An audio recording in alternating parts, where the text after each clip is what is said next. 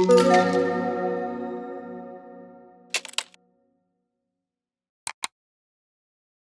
name is Vishwa. I'm the co-founder of Anera. Today is not about Anera. Today is about intents and chain abstraction. Generally, the panacea to all problems in DeFi seem to be intents right now, and so I've aptly titled my presentation "Intents Can Cure Cancer, but Not MEV." Although I will start off with some disclaimers. That's kind of the cop-out way to do things is you say something spicy and then you throw disclaimers in. I have no qualms in being a cop-out. So I just want to start off with saying that we're referring to the current sort of like cross-chain intent models. You can check out intent.markets. That's a little bit of a shill. We built that thing to see which protocols we're talking about. And then I'm also extending MEV to include sort of like games around latency, which, by the way, is all the games at the moment. And the other thing was about cancer. I had a conversation with ChatGPT asking if I bought ETH, will it cure cancer? And yeah, safe to say ChatGPT is kind of mid. All right, so I'm going to break down sort of like the discussion around cross-chain MEV into four types. And shout out to a lot of people that have been doing a lot of cool work illuminating some of this stuff. For us, we operate within one or two of these domains, but there's other people that have a lot of expertise on various aspects of this. I'm going to start off on the messaging side. So I think that's sort of been like historically our approach towards cross-chain has been, let's figure out how to pass messages between chains, and like we're going to fix everything if we can just get blockchains to talk to each other. And that takes us back to a lot of like 2020 to 2022 iterations of cross-chain. Cross-chain execution is kind of where we're at. That sort of covers the latency topics, particularly in intent-based bridges like Across and Nitro and DLN, Synapse. All of these guys are sort of very latency heavy. Validator equivocation is interesting. It doesn't get talked about enough, but it is a risk. And particularly as L2s start to decentralize their sequencer, this part of cross-chain MEV will become increasingly interesting. And then the last one is sort of around call data, right? So the existing sort of cross-chain architectures rely on a transaction on source chain that contains call data about the actions that need to be taken on destination chain. And I think it's fine when you're doing ETH to ETH bridging, but it gets increasingly interesting when you start to do anything that's not single asset. So let me start off with the messaging part. Full attribution to Jim from Catalyst. He put out a great piece on his Substack about what he's calling relayer extractable value. I'm going to assume high agency, but if anybody needs any clarification, ask me. If I don't know the answer, figure it out yourself. No, I'm kidding. I'm happy to answer questions whenever you guys want to ask any questions. So the broad strokes here is that there's like some actor, right, that is within one of these interoperability protocols, whether it's like Axelar or whoever it is, and they have this sort of outbox of messages that effectively says, hey, users initiated some action on source chain and they want to unlock some liquidity on destination chain. And so these relayers will sort of like look at that outbox on source chain, and they'll kind of take that information so that when they pass that information on to destination chain, you typically get your liquidity and you execute a cross-chain swap. And this is your typical architecture for a cross-chain AMM, whether it's chain flip, whether it's Catalyst. All liquidity networks that were sort of like pre-intents have this model in there. This is super interesting because like if you really break down MEV into what it is, it's just information, right? And these relayers have all the information when it comes to these swaps. So if I want to swap ETH on Optimism for some asset on Polygon, there's a relay that gets first look at that information and can basically execute whatever they want on destination chain. So when they submit the transaction or they submit the message on the destination chain, that message can also include sort of like a bundle, and that bundle could be anything, right? Like you want to do a front run, you want to do a back run. Hell, if you're feeling peckish, you can do a sandwich. You can figure out like, okay, this is a tasty bit of liquidity that's coming across. Let me become a JIT liquidity provider. And so I sort of make all the fees from that swap. And the sort of worst part of this, even worse than any kind of MEV, is what if it gets censored, right? Like what if I'm in a rush to make a cross-chain swap so I can meet my margin requirements on some liquidation that may or may not happen on destination chain. And if I know that as a relayer and I want to see you get liquidated, I want to see you get wrecked, I can just not send that message for some time, and you might get liquidated. Not to make too many liquidated jokes today, because I know it's a bit of an awkward day to do that. Solution design space is kind of interesting. I think most solutions to MEV will come down to some kind of auction. Auction this, auction that. We've been designing auctions for a long time. Everything is an auction. All of the memes that we have in the space.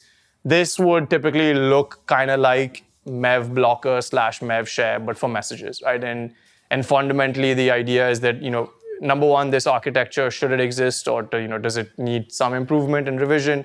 But if it does exist, then it's very likely that you will have these entities that are relayers that will either also become like, fillers or liquidity providers, or, you'll start to see an integration of the message with the liquidity part, so you can actually like maximize fees and also maximize execution quality. When you throw it into an auction, everybody has to like compete for the right to relay the message. And generally speaking, whatever they're willing to bid to relay the message is what they'd want to make on the other side for actually filling the trade. So that's going to culminate in like, okay, I'm also providing the liquidity on the other side. And this starts to look a lot like the cross-chain intent architectures, which require you to have inventory. So you're not just passing dumb messages anymore. You're just like, I'm using messages as an edge to basically be a market maker or liquidity provider. There's some limitations, I think. Like number one is there's no execution guarantees for any of the cross-chain stuff, and that is okay. Most of the stuff is optimistic. L2s are cheap enough that you can spam them into oblivion, and hopefully that guarantees execution. And it's not awful market structure, but it's definitely not a good use of compute as well. Looking all eyes on the node kit guys to see what super builders can do. Apparently they fuck, so let's see.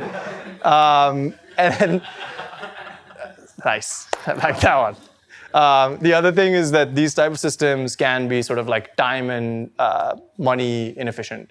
That's been like the biggest trade-off is like cow swap is awesome, but hey, do I really want to wait 30 minutes for a swap? Like, time and money don't wait on no one. I'm trying to get a meme coin and make my losses back from the last 24 hours, and you want me to wait 30 minutes for a swap?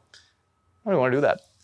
All right, this one is more up our alley. And again, sort of just to put this into context. So the previous one is talking about like your cross-chain architectures that are liquidity networks.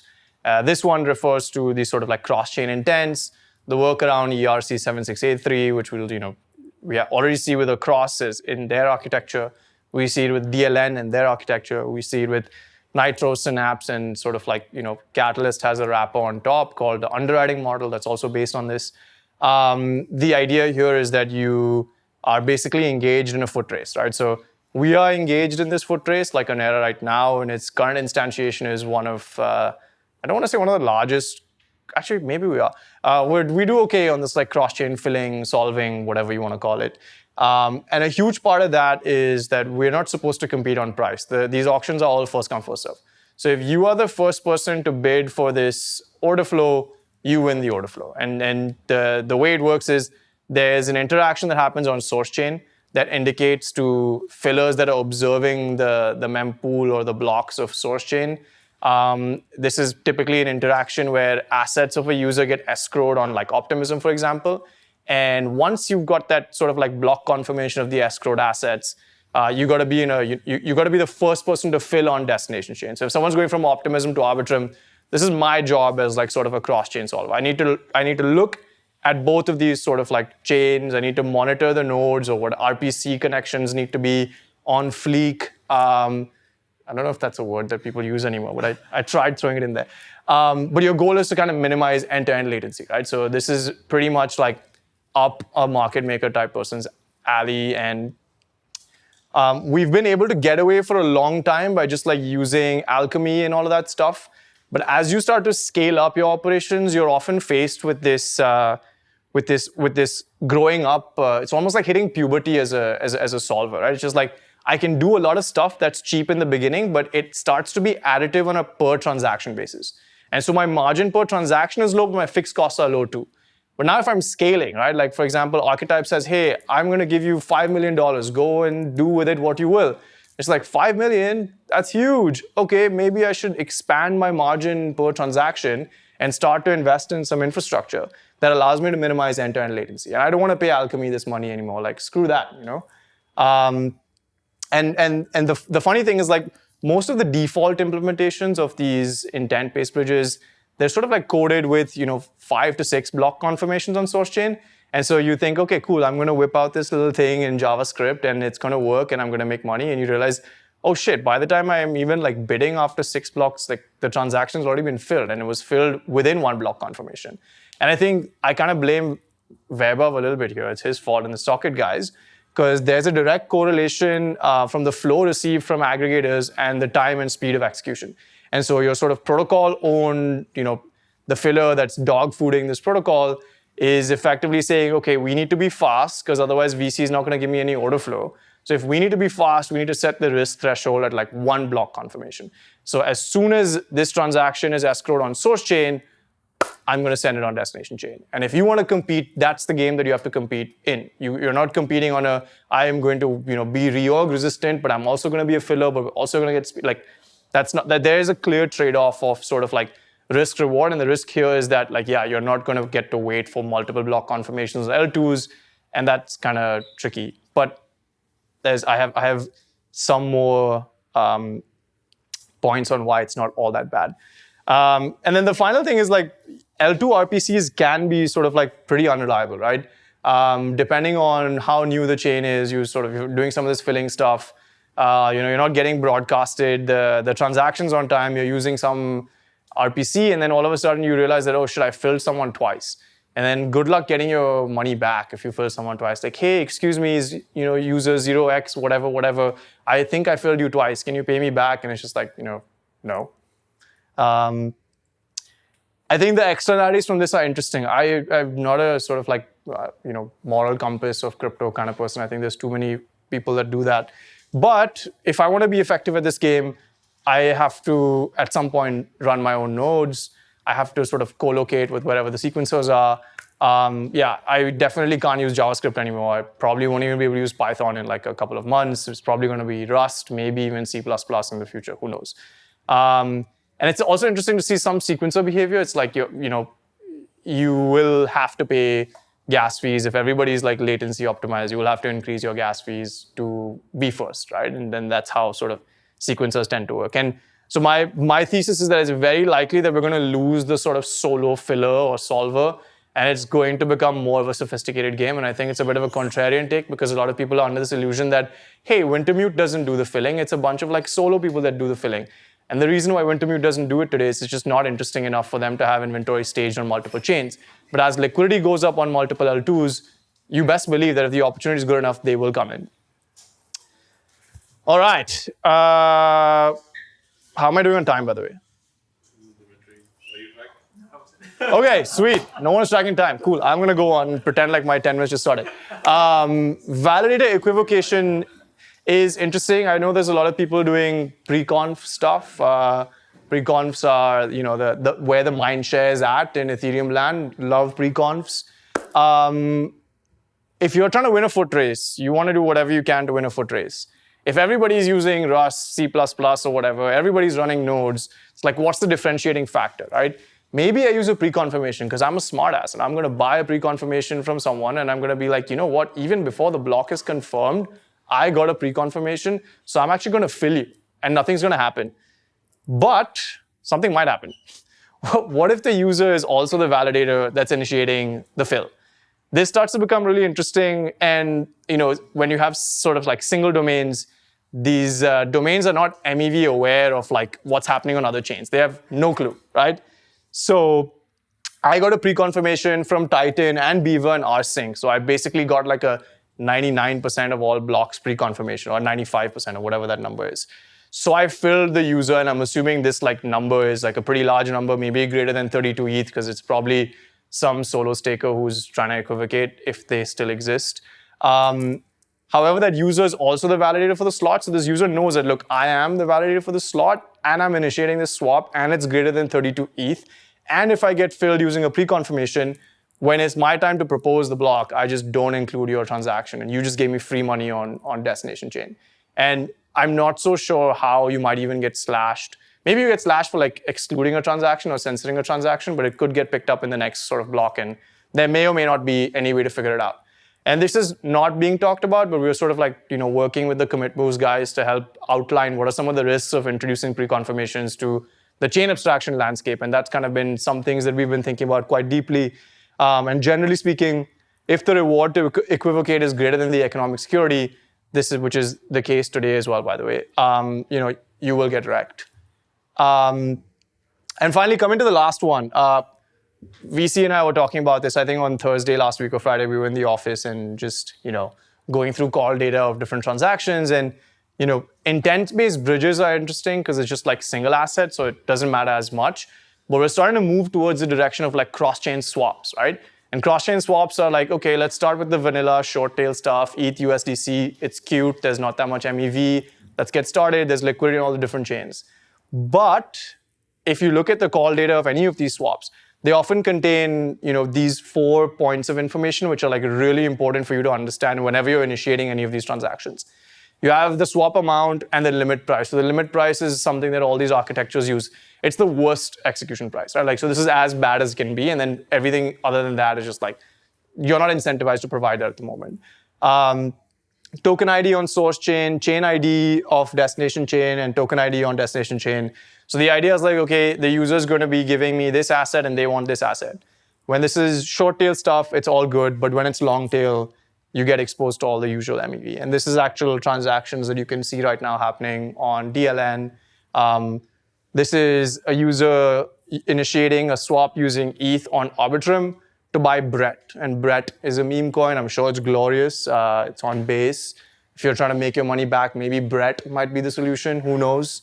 But the call data, if I'm just looking at Arbitrum, has enough information for me to effectively like front run this order, assuming that this was a large order, right? Again, these are all small things right now. Maybe I'm paranoid, but I just want to make sure that we get a good understanding of all the risks before we just go, balls deep in chain abstraction. Just to check, is it like completely public, visible to everyone? Or yeah. It's completely public. Uniswap Fusion, at least they made it visible only to whoever is approved. Yes. Again, like that's that sort of, there's always going to be that trade-off of permission versus permissionless, and we can go in circles about where we want to stand on the virtue signaling end of that debate. But at the end of the day, it's just like, I like to look at things from the lens of, hey, what's good for the user and how can we measure it? TradFi is a really good metric. It's called NBBO. You can do whatever you want as long as you're giving them NBBO or better. And that whatever you want could, be payment for order flow like Robinhood does at Citadel. People hate it, but they provide you better execution than most lit exchanges in TradFi. And that's important for us to investigate as well. As like, what are we building? Like, okay, we don't want to rebuild TradFi. Do we? Maybe, I don't know. But at the same time, we want to make sure that users get like superior execution. And I think that's kind of where the sort of like fork in the road is right now. Within DeFi, it's like, hey, am I building sort of World War III resistant financial rails, which is super important and needs to exist? Or am I trying to improve the execution quality for people to trade in a manner that, does not jeopardize custody, which I also think is really important. But yeah, this call data contains enough information for anybody to do whatever they want. And then you have, so no one's really doing it yet because these are small, but yeah, generally speaking, that's like a bundle of transactions, right? Like that are interacting with Brett. Again, shout out Brett. Brett might be an epic project that, again, this is not financial advice, but you might want to put your life savings into Brett if you want to recover from this bloodbath. How big is your bag? Yeah. And then also you might want to use DLN to initiate a cross-chain swap to buy Brett, because I have an arbitrage bot running now on Base. So, if I make money, we all make money. It's fine, But yeah, so effectively I can throw in like my bundle and I can do whatever I want to do over here, as long as it's within that bound of like the limit price. Now the funny thing here is like, okay, if I'm a stupid searcher, I'll probably like try to wreck you here and the transaction will revert. But the user is most likely going to initiate the transaction again. Like we see this all the time where users like desperate to get into a meme coin. I don't know if you guys have been there before, but I click that approve everything all the time if I'm really trying to get into something. And so this is not like the only vector. Like if the transaction reverts because the filler has given you a bad price, somebody else can come in and sort of execute some level of MEV that's within that limit price range. And also the bad part is like if it reverts, I would have pushed the price up potentially for Brett, and then you would have executed, and then you would have got a worse price. Okay, I'm almost done. VC gave me the look. He's like, hurry the fuck up. Okay. Parting thoughts are that, yeah, we're probably going to extend sort of MEV blocker-esque solutions to the cross-chain world. And it probably needs to happen. At least at the very minimum for like these sensitive MEV-aware transactions, you might want to do this sooner rather than later. My contrarian take is that it's a lot easier to underwrite an L2 that has a single sequencer than a decentralized sequencer. And I've sort of like highlighted some of my concerns around L2s decentralizing their sequencer, and it's sort of becoming a more adversarial environment. But at the same time, I do think L2 should decentralize the sequencer. And then sort of like intents that conceal and obfuscate information flow can mitigate MEV, but they will come with execution quality challenges, however you measure that, whether it's time or money. And that's sort of like the MEV share versus MEV blocker existing paradigm of single chain OFAs. That'll probably come through. Yeah, I don't want to do too much of a shill, but we've been documenting in great detail our experience with cross-chain intents. We just did more than 10,000 ETH in volume over the last 5 weeks. That number would have been 38 million, but it's now 23 million, and I will deal with that. We will soon have some data on how we use our protocol to execute cross-chain startup, which is something that I'm pretty excited to share with everyone. And yeah, we built intent markets. It's like it's designed to be open source and public. And so if you're building in this space and you think that your protocol should be there, or you think you want to contribute, would love for you guys to contribute. Yeah, that's our company Twitter handle. You should follow it because it's cool and it's in the Anera, which was how I came up with the name. Because my favorite meme is Chamats. We're in the arena trying stuff. Some will work and some won't. And so I decided to just tweak a few things, and yeah, that's the origin story of our name. But if anybody else asks, it's because it's a new era of DeFi, Nera. All right, thank you guys.